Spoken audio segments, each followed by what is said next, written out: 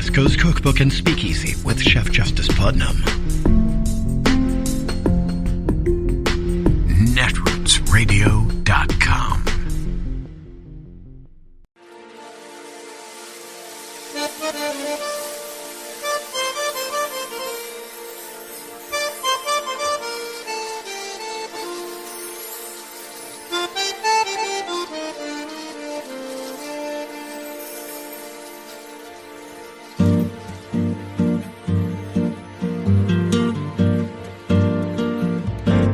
Je voudrais du soleil vert, des dentelles et des théières, des photos de bord de mer, dans mon jardin d'hiver. Je voudrais de la lumière, comme en Nouvelle-Angleterre. Je veux changer d'atmosphère, dans mon jardin d'hiver. Ma fleur sous la pluie de novembre, tes mains qui courent, je n'en peux plus de t'attendre. Les années passent, il est long, là je tombe.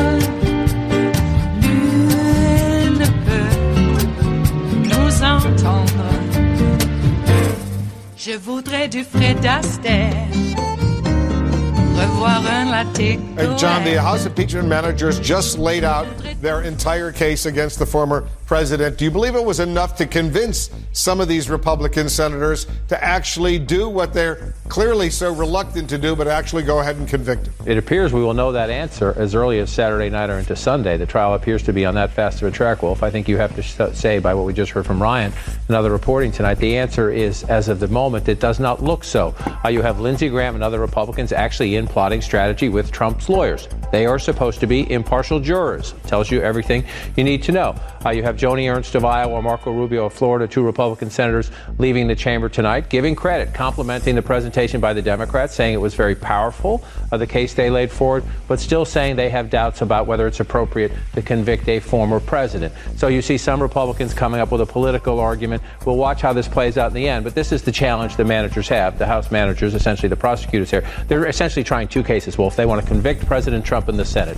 If they fail at that, because they don't get enough Republican votes, they're trying to convict the Republican Party in the American Court of Public Opinion, making the sense that we presented our evidence and these Republicans decided to stay with Donald Trump, to stay as the party of Trump.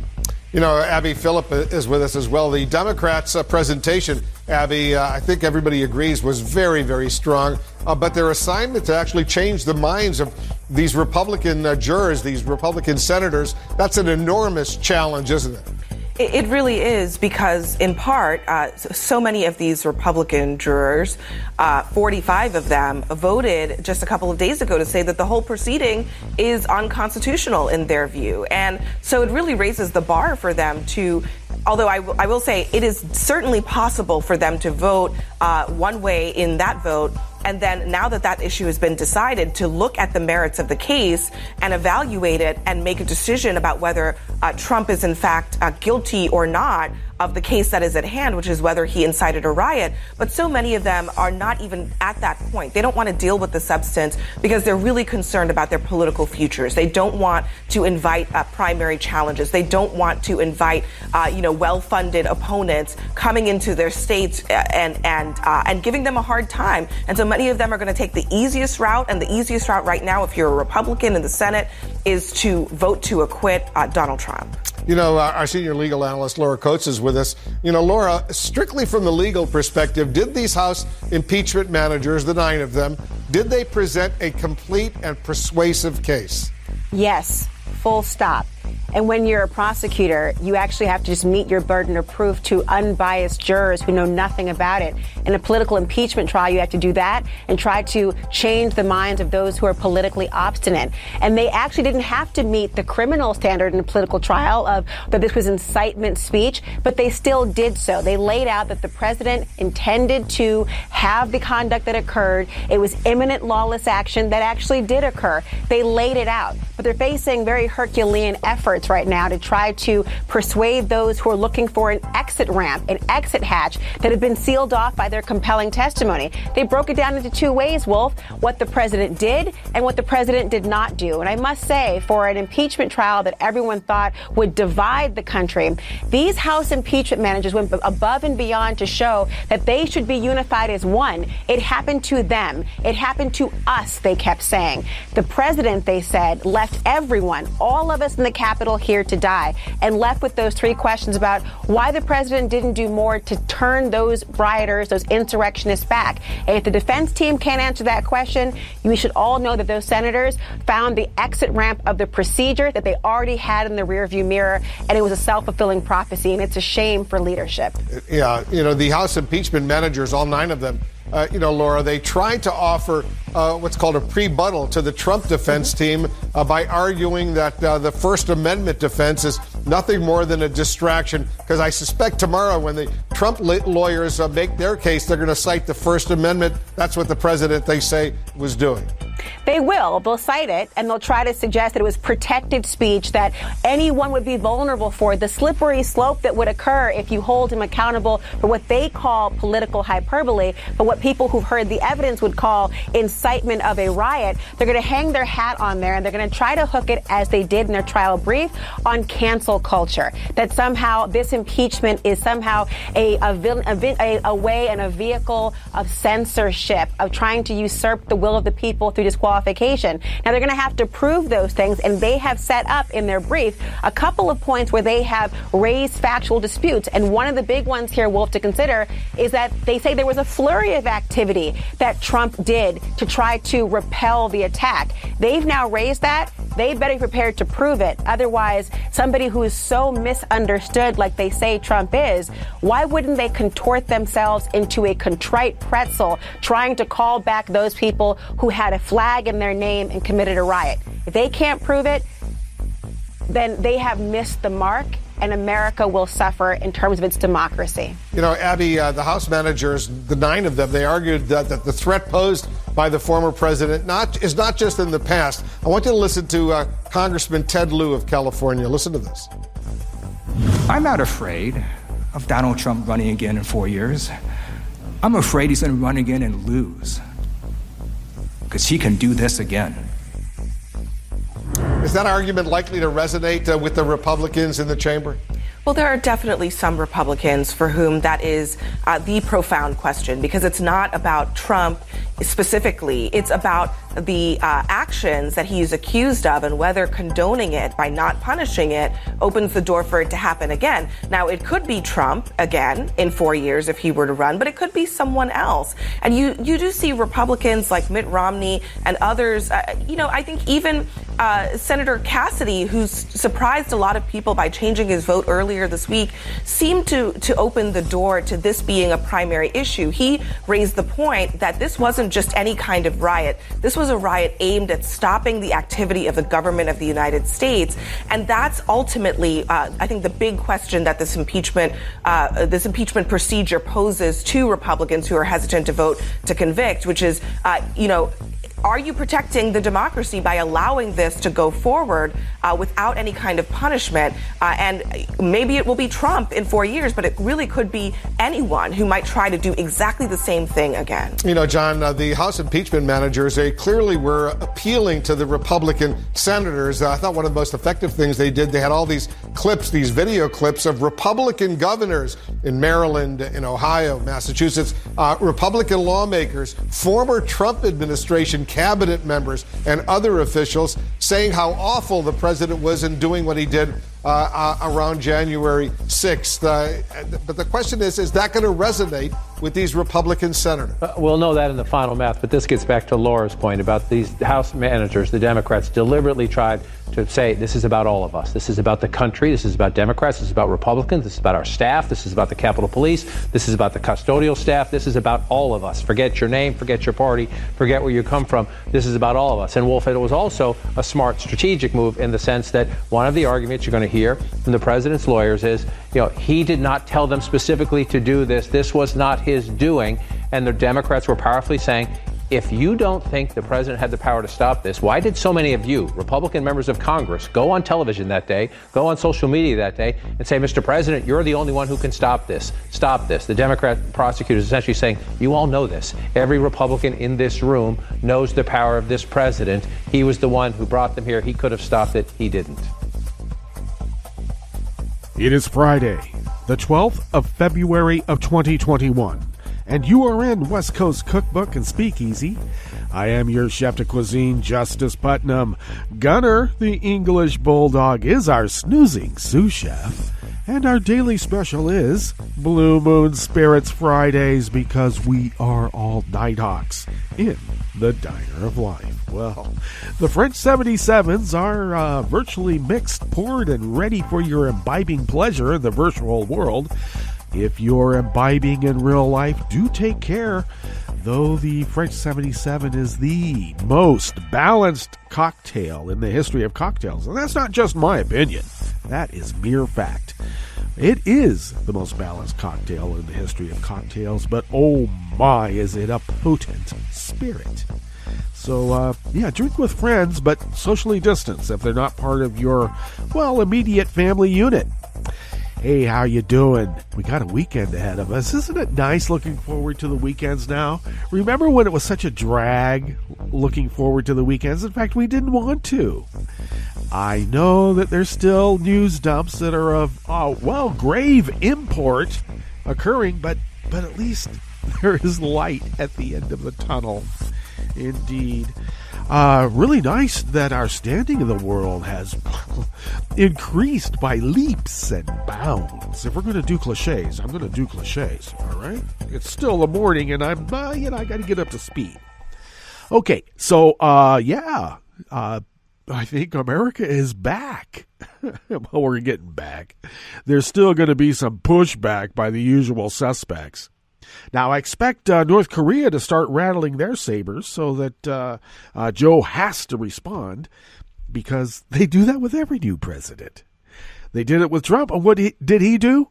Got love letters. That's one way to rattle America. And that did. Wow. So we still have a perilous road to tread or trek. and we better be on our toes if we're going to continue this metaphor. So, Fridays, gosh, it's so great to have Fridays again. Anyway, looks like the Trump defense team will be wrapping up today. Yeah, they get 16 hours. Maybe they'll use 3. Do they even need 3? I mean, the fix is in. They don't even really need to say anything. They can just go up and say, hey, we're done. And I heard it said, maybe I mentioned this before, I can't remember, but I have heard it said that it is just so disconcerting that the House managers have put together one of the most complete, concise, comprehensive prosecutions in the history of impeachment prosecutions, or prosecutions in general. They approach this as if it's a real trial. I know they used heresy like media reports, newspaper reports, and such is considered heresy. But, still it's in the record because it is impeachment. But regardless, they put on a stellar performance. And I might say prosecution. And it's not just this reporter's opinion. It is the opinion of, people a lot more important than this reporter. And it's just disconcerting that they went through all that effort, had such a tight performance in their prosecution. Because I got to tell you, it's not the technical part of producing the media aspect of their presentation. That's no small feat. And have it timed so perfectly, I mean, that took some effort and expertise. It is just so disconcerting that to go through all of that. The Trump lawyers are basically going to stand up, fart in a bag, and the GOP jurors will say, that's good enough for me. So we'll see. Reports are coming in that McConnell has been huddling with various senators since, well, it looks like there is a sizable contingent who are actual co-conspirators in this insurgency and remain so. And apparently, I guess McConnell's having a come-to-Jesus moment. He doesn't want his legacy now to be sullied so. As if it's not sullied already in the eyes of sane people. But, yeah, apparently he's been huddling with some other senators. Maybe, I don't know, maybe he's going to join the breakaway group of Republicans that want to start a new party. I heard that he doesn't want to do that. So maybe these reports of him huddling with other senators is, well, maybe there are some more votes to convict. Only need 17. And I think that Mitch still has pretty tight rein over his caucus, though the Josh Hawleys, that Nazi, and yeah, I'm calling him a Nazi. The Republican Party right now is the American Nazi Party, and we need to wrap our heads around that. They are the Phoenix Rising of the Third Reich. And I would say that, the only difference is that they're not out there trying to kill people. But I'm not so sure that that's true. I think that they are out there trying to kill people. How else to explain 400 some odd thousand going on 500,000 dead from an epidemic, a pandemic that was sabotaged every inch of the way to further the political aspirations of one man named Trump. So now the defense is going to try to make us believe that Trump had nothing to do with inciting a riot. The years of calling everything fake, the press being the enemy of the state, rough that person up. Don't be so nice when you're putting a perp in the cop car. Hit his head on the door going in. Don't put his head down. Hit it. Be a little more rough. And all the signs that said Trump 2020 and all the yells of fight for Trump and all of the weird monster movie calls of Nancy.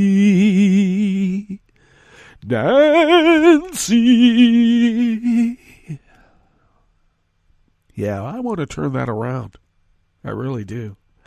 Because even though we're not going to convict this monster on impeachment, thank God the Fulton County, Georgia prosecutor, a new DA, by the way, unsullied by all the corruption that has been taking place, her office is the only one that can prosecute because she's so new they haven't corrupted that office yet. So at least that is going to bring these monsters to account. And I can hear the resonant cry, the lament, the actual threat that we would hear in a monster movie. Donnie, where are you, Donnie? Yep. And I think Javanka's in for some big problems, too. And let's not forget Eric, okay? The whole clan. In fact, we may even have to get Tiffany in there. I don't know about Barron. I think Barron and Melania going to Slovenia is, if they'll take her back. I'm not sure they will. There's some question about that. Hey, what's on the rest of the menu here in the Bistro Cafe of West Coast Cookbook and Speakeasy on this fine Blue Moon Spirits Fridays? Yeah, what is it? I'm not drinking the French 77s yet. It's way too early. This is all from lack of sleep. Whew. Boy, okay. On the rest of the menu, well, those GOP Senators Cruz, Lee, and Graham. Oh, I should say, do not call Graham Lady G. Unless you're gay, okay? If you're of that community, then it's okay. I think for the rest of us, we'll just have to refer to him as he, she. Okay. Is that okay? I don't know.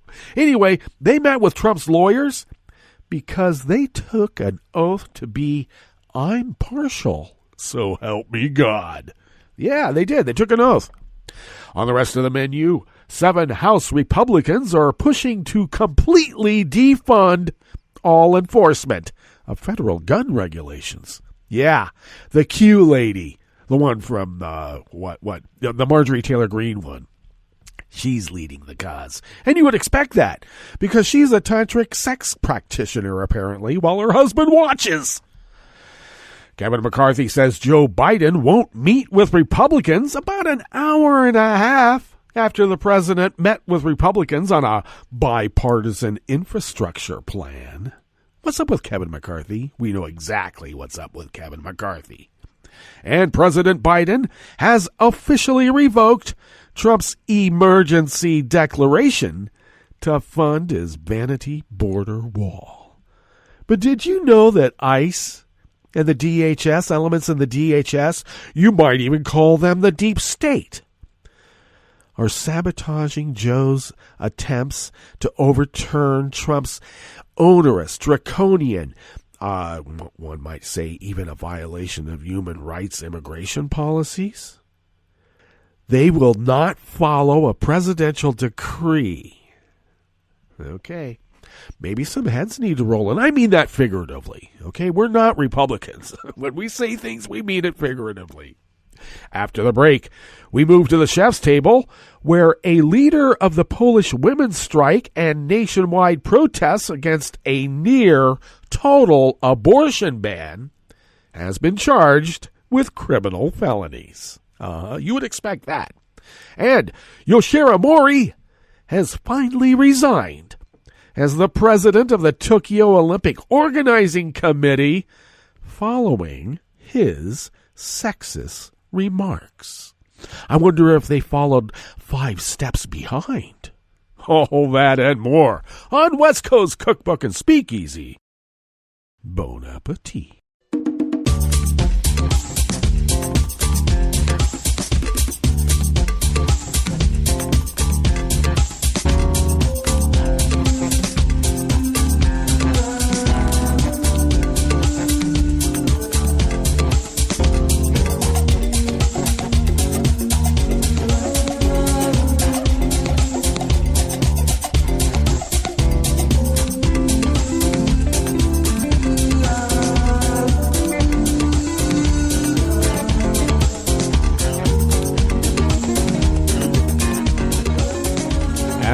Bottom of our homepage at netrootsradio.com. To the right of the page is the chat room link, and our chat room is monitored by Kelly Lincoln. Thank you, Kelly, for doing so.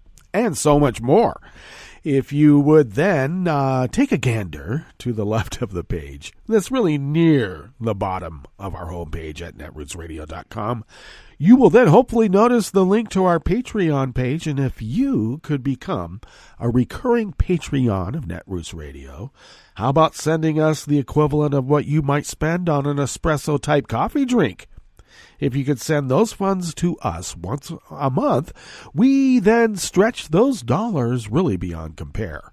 And that's a literal fact. That's not hyperbole. We stretch them and stretch them and stretch them. And, well, we also stretch the dollars that we already have within our own wallets that we have to pick out of our own wallets. With your help, we couple those together, stretch them, knead them, stretch them, twist them, stretch them, stretch them, stretch them, and then we pay our bills, fly under the radar, and continue resisting as the founders originally intended so many, many, many years ago. Anyway, all kidding aside, thank you for your generosity, and thank you to those of you who have been really overly generous. It's been so helpful, because I didn't realize that, they even increased the cost of software. How dare they? Everything goes up. I actually came from a generation where we were trying to get rid of planned obsolescence. And apparently our kids decided, well, we're going to rebel against that. And they did. It's been rather effective, too. Anyway, thank you for your generosity. Nothing is cheap anymore. Well, let's put it this way. Nothing is inexpensive. Cheap, yeah. But inexpensive? Jeez. If you would like to follow Netroots Radio on Twitter, it's really simple. Tom takes care of it.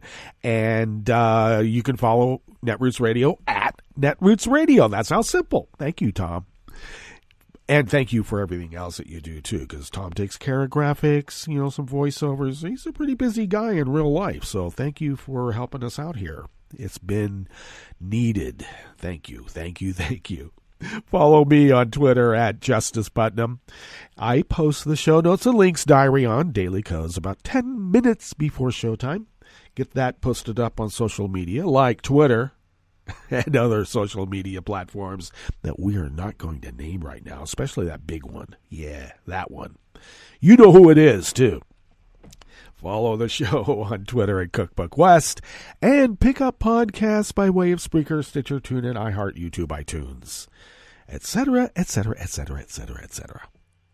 Josh Israel of the American Independent brings us this first offering here in the Bistro Cafe of West Coast Cookbook and Speakeasy Blue Moon Spirits Fridays.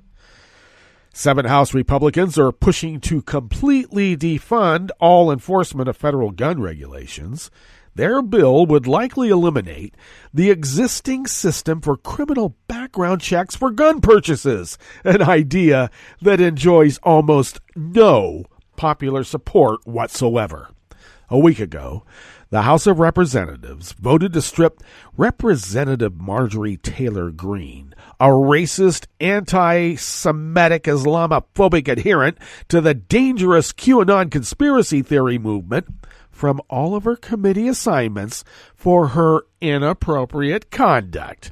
Well, on Thursday, Greene announced that she had filed a Second Amendment Protection Act to eliminate federal funding for gun control. If enacted, it would prohibit any federal funds being used for implementing, enforcing, or advancing any measure, law, regulation, or guidance relating to the lawful use, purchase, sale, possession, or transportation of firearms by any U.S. citizen for the 2021 fiscal year. In practice, this would likely eliminate the operation of the FBI's National Instant Criminal Background Check System, which is used by licensed firearm dealers to prevent dangerous criminals from buying guns. It would also halt enforcement of other rules, such as the National Firearm Act restrictions on machine guns. If you need automatic weaponry to take over your government, you certainly don't want gun regulations getting in the way now, do you? A spokesperson for Greene did not immediately respond to an inquiry for this story, but the first-term lawmaker told a right-wing media outlet on Thursday that, quote, D.C. Democrats and the Biden administration are hell-bent on destroying our gun rights, and this bill would cut all funds off they can use to enforce gun control on the American people. We'll get a better accent for Marjorie at some point. Right now, it's a work in progress. Chelsea Parsons, Vice President of Gun Violence Prevention at the Center for American Progress, noted in an email that in the current Democratic-controlled Congress, this bill was going nowhere. This is not a serious attempt at legislating. This is a transparent stunt by a new member trying to keep her name in the headlines. Well, I guess, if you're a tantric sex practitioner while your husband watches, that's one way to keep your name in the headlines. Now, I'm not mocking her for her marriage and her sex practices. I'm mocking her because she's a damn hypocrite. When she had these affairs, if they're called affairs or whatever, is that Jesus okayed? Because, she wears that cross and talks about Jesus and family values. So come on. I'm mocking her because she's a racist, anti-Semitic, Islamophobic, QAnon-addled hypocrite. Now, Greene has attracted some support from GOP right-wing colleagues for the idea. According to the announcement press release, her proposal is co-sponsored, it looks like, the usual suspects.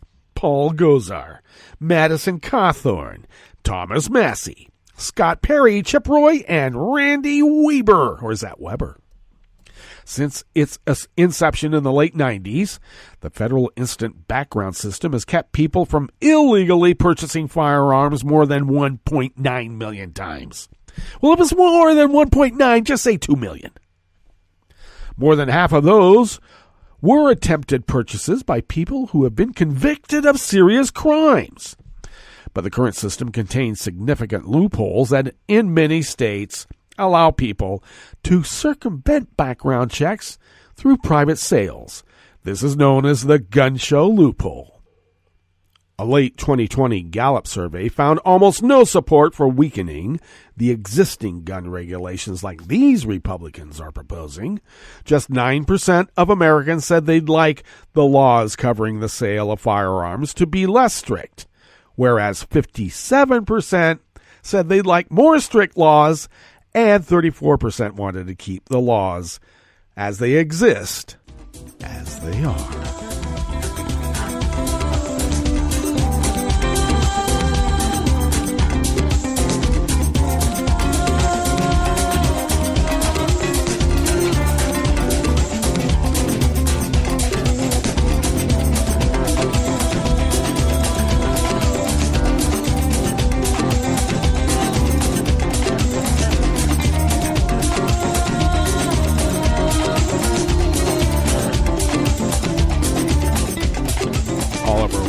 Of the American Independent brings us this next offering here in the Bistro Cafe of West Coast Cookbook and Speakeasy.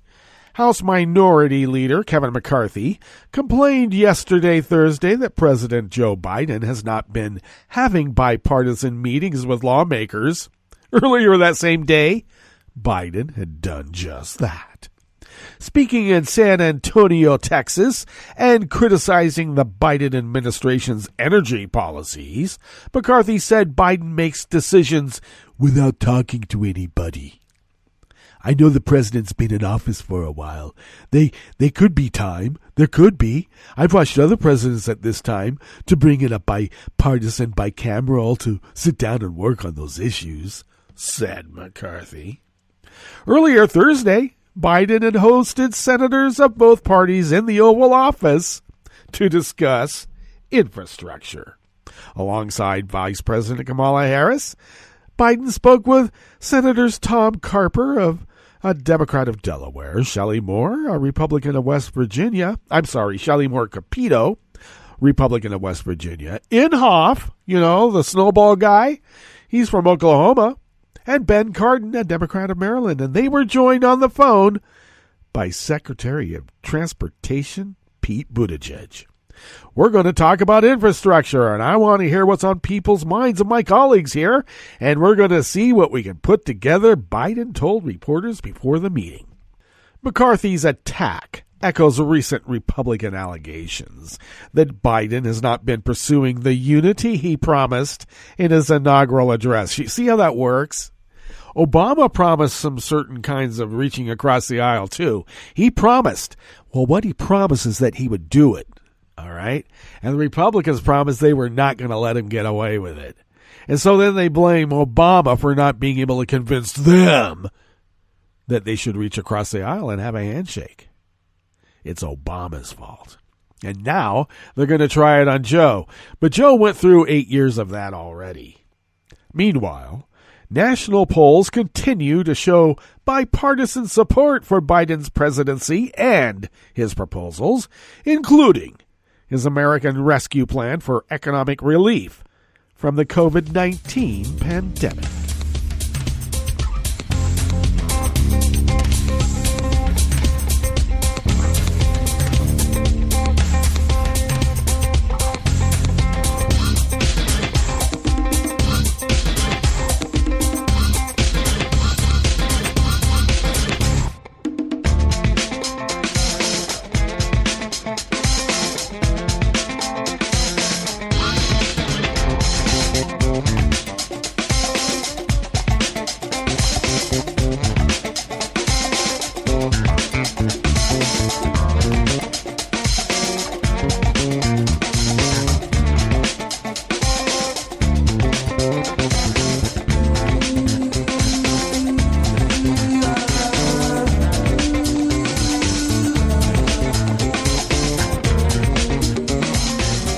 Emily Singer, also of the American Independent, brings us this final offering here in the Bistro Cafe of West Coast Cookbook and Speakeasy, Blue Moon Spirits Fridays, because we are all Nighthawks in the Diner of Life. President Joe Biden, yesterday, Thursday, revoked the emergency declaration used by Donald Trump to funnel money to the construction of his wall on the border between the U.S. and Mexico. The revocation of the emergency declaration officially stops construction of the wall, making good on a promise Biden made on the campaign trail. I have determined that the declaration of a national emergency at our southern border was unwarranted, Biden wrote in a letter sent to House Speaker Nancy Pelosi.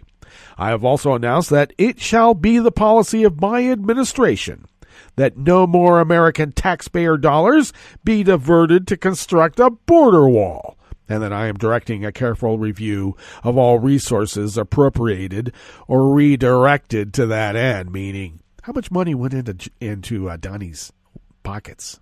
I wonder. Trump declared the emergency on the southern border in February of 2019 after Congress refused to give him the money he demanded to build the wall, even though he said numerous times that Mexico would pay for it. Now, understand, Trump didn't ever once care about a representative democracy. He doesn't care that it's only Congress that can appropriate funds. He's the dictator, and he wants things now when he wants it. And woe be to those who get in their way.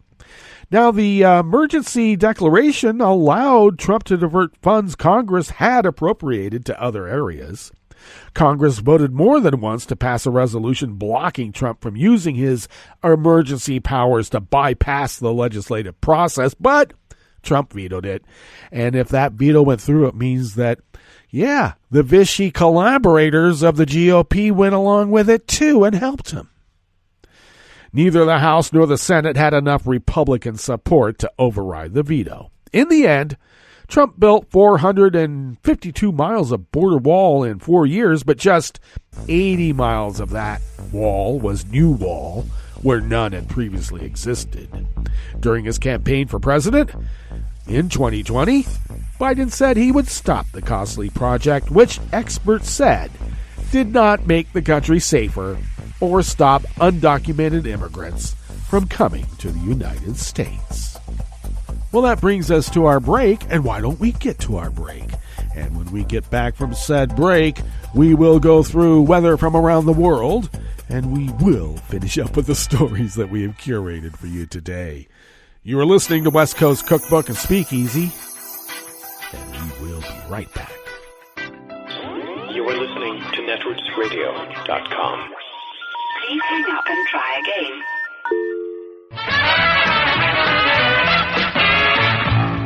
From a point at sea to the circles of your mind, a new force is at work for planetary transformation. New radio for a new Earth.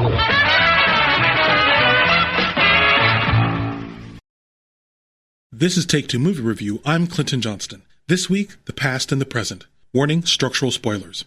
So apparently, The Little Things, written and directed by longtime screenwriter John Lee Hancock, is one of those movies that got stuck in Hollywood development hell. Only The Little Things saw 30 years of development hell, which explains why it feels mostly like a film out of time. It's because it is. It's not just that the film is set in the 90s when it was originally written, it's that with Denzel Washington and Rami Malek playing cops in LA who are hunting down Jared Leto, whom they suspect for multiple murders, it just rings like a throwback to the era of Silence of the Lambs and Hollywood's obsession with serial killers. And this past and the present is a problem for most of the movie, or maybe just a problem with most of me. Because after George Floyd's killing by Minneapolis police officers, a stunning number of European Americans finally allowed themselves to grapple with the fact that a huge group of cops hunt, abuse, and kill black and brown people with insufficient justification or no justification at all. Not only that, so many of their colleagues from their units to their superiors to the unions to the courts have worked to shield killer cops from accountability. Hollywood in particular got caught up in this worldwide moment of reckoning and was moved to ask what role they had been playing in making it so hard for the non-targeted to believe the bemoans of their fellow citizens. What might have been the effect of movie after movie after movie deifying principled moral cops dedicated to using their wits and snazzy technology to bring the bad guys to justice? So here we are. And I tell you, only the ending of this film comes close to saving it from being yet another of those cop movies. And where it's a good ending, it's a little too late to keep the little things from feeling like a decent tale told by a teller who's failed to read the room. Unless your room is a shrine to the former Sheriff Joe Arpaio, then knock yourself out. This has been Take Two Movie Review. I'm Clinton Johnston. Catch up with us at TakeTwoMovieReview.com and feed us back on our channel on YouTube.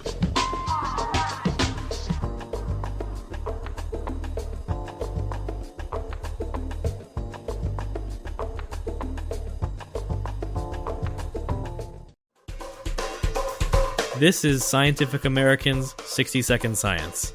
I'm Jason Goldman. Morning in Tanzania. The sun rises over the Ngorongoro crater. The spotted hyenas are beginning their day, while Yves Davidian from Germany's Leibniz Institute for Zoo and Wildlife Research sits nearby in a truck, watching and waiting.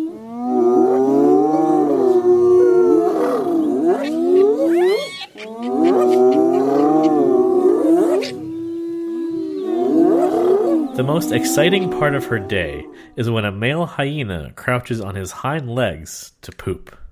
So I did collect a lot of fecal samples, monitor a lot of behaviors, spend a lot of time following males on site in Tanzania in the field. Biologists have been monitoring the 8 hyena clans of Tanzania's Ngorongoro crater for 25 years. They've learned a lot about the species, but there are still some outstanding mysteries. Why is it that high-ranking individuals, and in particular high-ranking males, often are more successful than low-ranking males in terms of reproduction? In spotted hyenas, in contrast to many other mammals, males don't fight to access a high social rank, and they also don't fight to access breeding partners. And so it is quite puzzling why high-ranking males, if they don't fight and they are not necessarily more attractive to females, why they should be more successful than males of lower social rank. In all, Davidian had nearly 400 fecal samples collected from 120 male hyenas. She analyzed the hormones inside of them and discovered that interactions among male hyenas were more stressful for lower-ranking males. And as a result, they spent more time alone.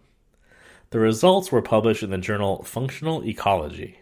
And the consequence of that is that low-ranking males, they spend less time courting females and are therefore less successful in terms of the number of offspring they produce compared to high-ranking males who spend most of their time courting females. All that time spent alone recovering from stress means that the lower-ranking hyenas aren't spending their time courting females.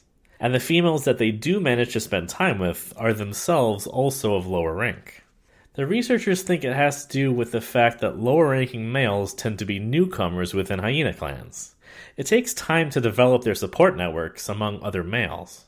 They do have to spend a lot of time building up and maintaining these relationships before they can even think about courting females. So for male spotted hyenas, it might be that the best path towards romance is to begin with a bromance.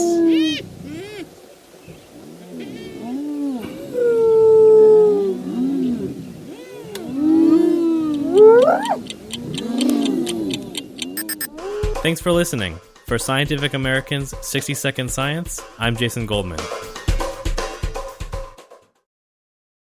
This is an important message from the U.S. Department of Health and Human Services. When it snows this winter, make sure you clear more than your driveway. Before you hit the road and before you get in the driver's seat, check to be sure that your vehicle's tailpipe is clear of snow. If the tailpipe is blocked, carbon monoxide, an odorless, colorless, and deadly gas produced by your engine can build up quickly inside your vehicle, poisoning anyone inside. To learn more, call 1-800-CDC-INFO. That's 1-800-232-4636. Hi, I'm Tom Hartman, and since you're listening to netrootsradio.com, show your progressive side and go to the donate button on the bottom of the homepage. It's progressives like you who power Netroots Radio and keep the progressive message beaming everywhere 24 hours a day. Just go to our donate button at the bottom of netrootsradio.com. Thank you for keeping progressive radio at full power.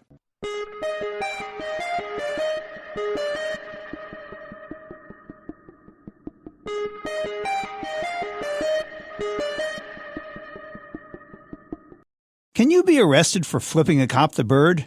Listen up. This matters. I'm Louis Black, and this is the Civil Liberties Minute with ACLU attorney Bill Newman. On February 9th, 2018, Vermont State Trooper Jay Riggins stopped a motorist, St. Albans, Vermont resident Gregory Bombard, because the trooper thought the motorist had flipped him the bird. But Bombard denied giving him a middle finger salute. So after haranguing and interrogating the motorist, the trooper let him go, at which point Bombard really did give him the middle finger, in response to which the trooper really did pull the motorist over again and arrest him for disorderly conduct, a charge eventually thrown out of court. In February 2021, the Vermont affiliate of the ACLU sued the trooper for violating Bombard's constitutional rights to free expression and to not be subjected to an unreasonable search and seizure, the stopping of his car. Flipping off a cop may be rude, but cops can't arrest you for allegedly hurting their feelings. Well, actually they can, but they shouldn't, because courts throughout the country have consistently held that any reasonable officer would know that a person who raises her or his middle finger engages in First Amendment protected speech. Or as Vermont ACLU attorney Jay Diaz explained, Vermonters who want to protest the actions of police through words or gestures have a constitutionally protected right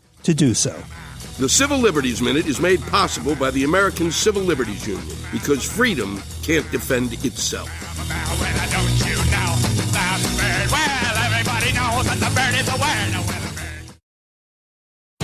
What is it about billionaires and multimillionaires that make them both self-entitled and clueless about the impacts of their greed? Even when they occasionally make a stab at doing something right, they tend to get it all wrong. For example, while major corporations rushed out PR campaigns at the start of today's devastating pandemic, loudly proclaiming all-in-this-together solidarity with their workers, most have quietly and quickly resumed their pre-pandemic policy of widely separating their rich fortunes from the well-being of their workforce. Take supermarket giant Kroger. Last March, as the pandemic spread across America, Kroger honchos publicly hailed grocery workers for staying on the job, despite the health hazard. They ran national TV ads announcing a $2 pay hike for employees, calling it a hero's bonus. But only 6 weeks later, the honchos killed the bonus pay, even as the virus spread. Well, you might think the economy was collapsing, so maybe the bosses had to scrimp. Hardly.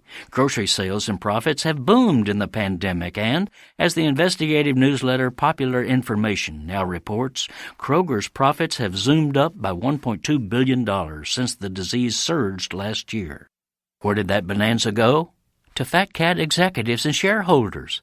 Last September, Kroger spent $1 billion on a stock buyback program, a corporate manipulation scheme that artificially jacks up stock prices, thus enriching the already rich handful of investors and executives who own most of the stock. One example, Kroger CEO Rodney McMullen's latest annual paycheck was $21,129,648.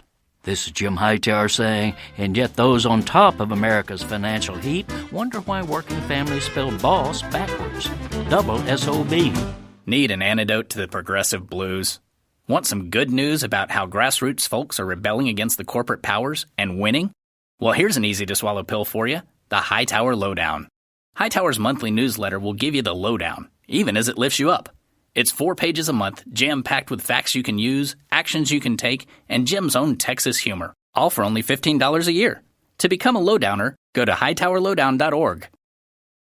I'm Rick Smith, and this is Labor History in 2.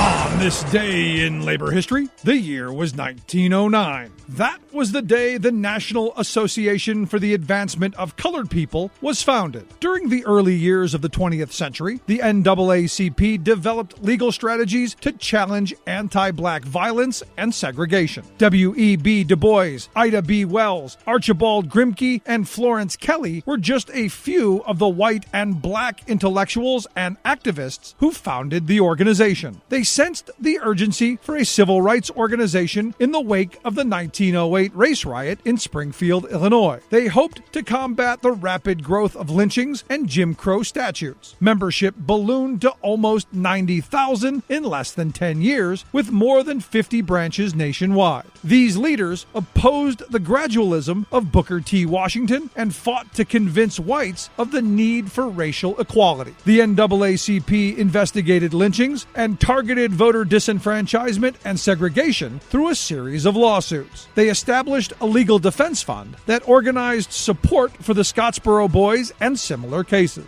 They undertook the campaign to overturn the separate but equal doctrine of Plessy versus Ferguson. This resulted in the 1954 landmark decision, Brown versus Board of Education. The NAACP played a central role in the civil rights movement, with Rosa Parks as its secretary. They helped to organize the Montgomery bus boycott, were centrally involved in the campaign to integrate schools in Little Rock, Arkansas, and mobilized for the 1963 March on Washington for jobs and freedom. They also worked successfully toward the 1964 Civil Rights Act and the 1965 Voting Rights Act. The NAACP continues its important advocacy work today with some 425,000 members.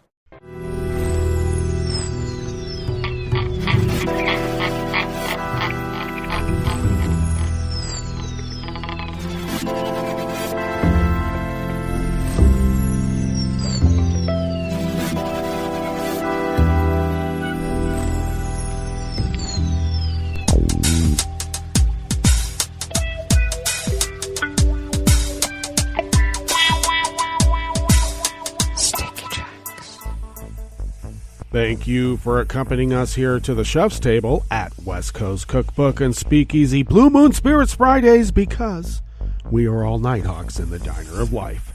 We always begin, whether from around the world, along the banks of the Rogue River, in the Rogue River Valley of Southern Oregon on the west coast of the continental United States of America, where it is currently 37 degrees Fahrenheit, cloudy and drizzly conditions with an active, dense fog advisory until about 9 to 10 local time today. And we're going to have showers during the afternoon, and it looks like it's going to start a bit sooner, expecting, about a quarter of an inch of rain. And then tonight, over a half an inch of rain, and lows, the highs today will be in the mid to upper 40s. And lows tonight will be in the low 40s, with winds out of the southwest at 5 to 10 miles per hour. And like I said, bringing a little bit more than half an inch of rain tonight. And then tomorrow we're looking at another quarter of an inch of rain. Steady rain in the morning and showers continuing into the afternoon tomorrow, with winds out of the west at 5 to 10 miles per hour, with a high in the mid-40s. And it looks like we're going to have rain throughout the rest of the weekend and throughout the next week. Maybe even cold enough to get some snow. We'll see how that goes. Confirmed coronavirus cases in Jackson County in the southern part of Oregon have risen to 7,832, with one more deceased in the logbook, now standing at 106. Pollen is rated at none, or as none, here in Rogue River proper, and the air quality index for the region is good at 31 parts per million, and the daytime UV index is still at its wintertime low, this time at 2. Barometric pressure is falling at 30 inches, visibility is less than 2 miles, and relative humidity is at 98%. Weather from around the world is brought to you by a crowd of crowdsourced weather stations that a crowd of crowdsourcers crowdsource from around the world. London is 32 and partly cloudy. Paris is 34 and sunny. Rome is 57 and partly cloudy. Kyiv is 11 degrees with snow. Kabul is 48 and hazy. Hong Kong is 58 and partly cloudy. Tokyo is 47 and mostly cloudy. Sydney, Australia is 74 degrees with a rain shower. San Francisco, California is 48 and fair. And New York is 25 degrees Fahrenheit and partly cloudy. And that is weather from around the world, brought to you by a crowd of crowdsourced weather stations that a crowd of crowdsourcers crowdsource from around the world.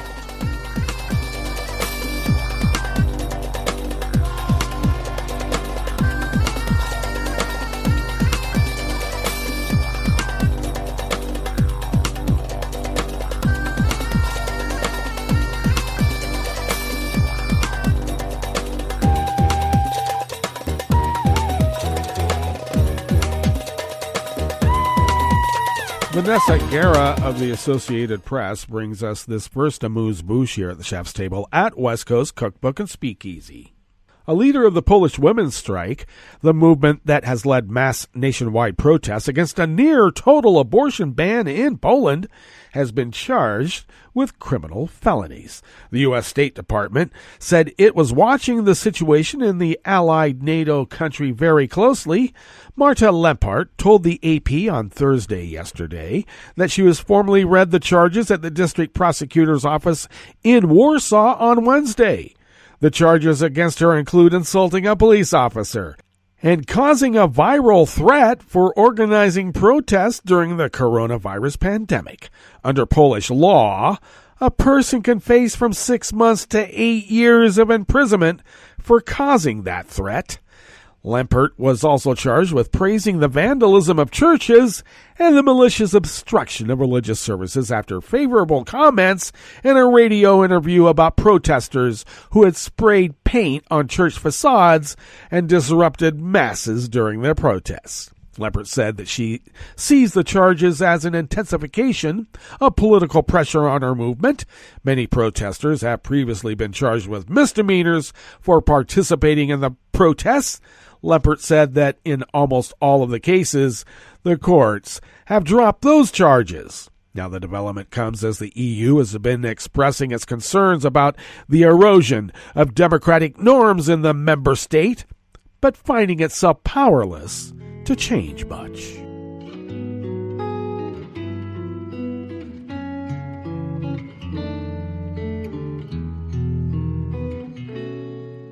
Je te donne c'est mon amour pour la vie entière.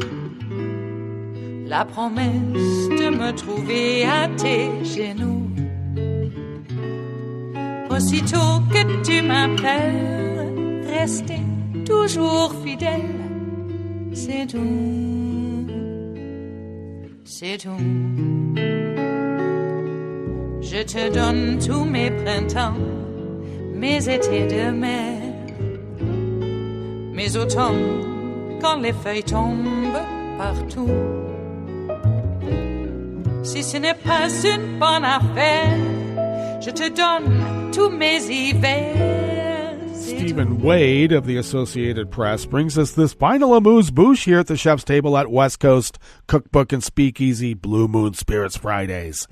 Yoshiro Mori resigned as the president of the Tokyo Olympic Organizing Committee today, Friday, after sexist comments made last week in which he said, "Women talk too much."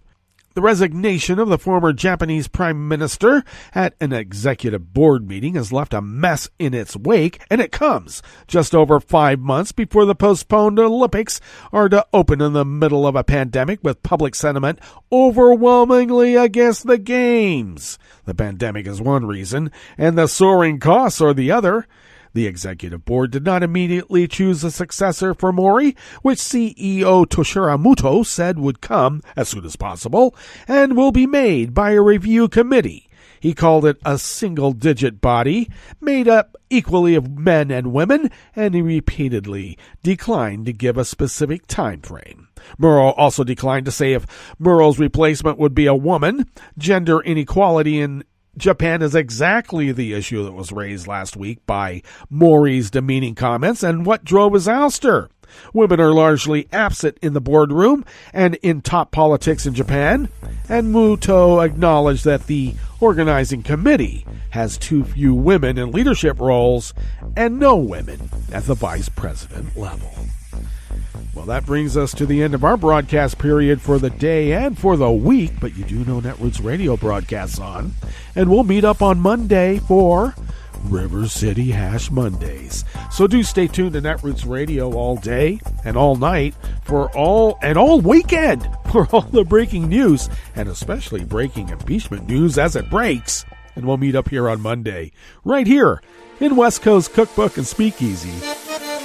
Bon appetit.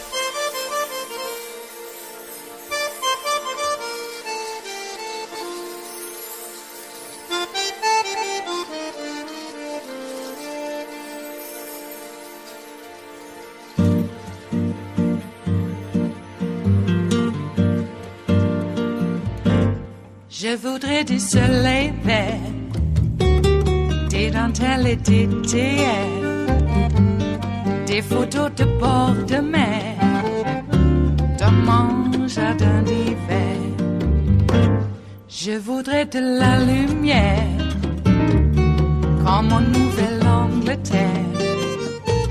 Je veux changer d'atmosphère, dans mon jardin d'hiver. Ma fleur sous la pluie de novembre, tes mains qui courent, je n'en peux plus de t'attendre. Les années passent, qu'il est loin, là je tombe. Nul ne peut nous entendre. Je voudrais du Fred Astaire, revoir un latte Goël. Je voudrais toujours te plaire, dans mon jardin d'hiver. Je veux déjeuner par terre, comme au long de golfe clair. T'embrasser les yeux ouverts, dans mon jardin d'hiver.